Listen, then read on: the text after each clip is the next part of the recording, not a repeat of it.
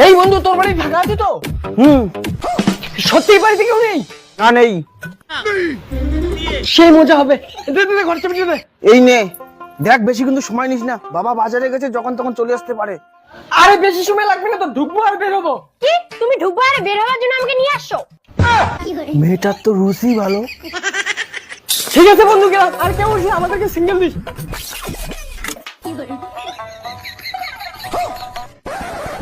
এক ঘন্টা হয়ে গেল, মালটা এখনো বেরোয়। এইদিকে তো বাবা চলে আসবে। এই বন্ধু, বন্ধু হয়ে গেছে বন্ধু, আর 5 মিনিট দাঁড়া। এই! বাবা তুমি কেন আগে কোনো তুই দেখিস নাই? আগে বল, তোর চাবি এখানে চোরের মতন করে তুই কি দেখতেছিস? কিছু না বাবা। চল ঘর চাবিটা দে, ঘরে ঢুকবো। এটা আমি এখন কি করি? এখন তো ধরা পড়ে যাবো। কি কোথা তোর কানে যায় না, চাবিটা দে। বাবা চাবি যেন হারিয়ে ফেলেছি। কি চাবি হারিয়ে ফেলেছিস? একটা জিনিসও ভালোভাবে রাখতে পারিস না, এখন ঘরে কিভাবে ঢুকবো? হাট, বদল কুটকুট।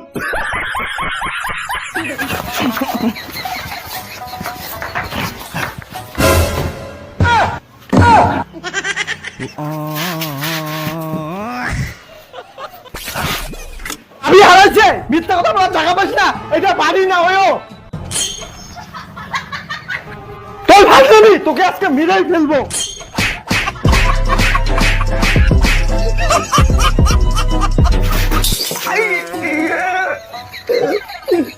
বন্ধুর উপকার করতে গিয়ে নিজের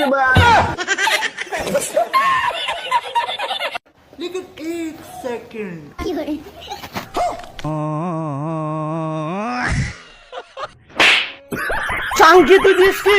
কোনো কাজ নেই না তুই?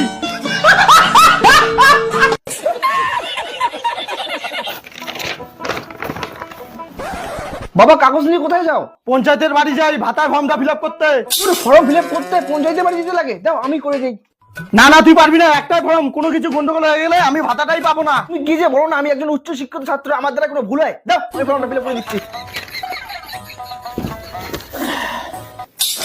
এরাও নামের জায়গায় অ্যাড্রেস লিখে ফেলাছো, ভুল করে ফেলাছো। কিরা হয় নাই? হয়ে গেছে অল্প একটু।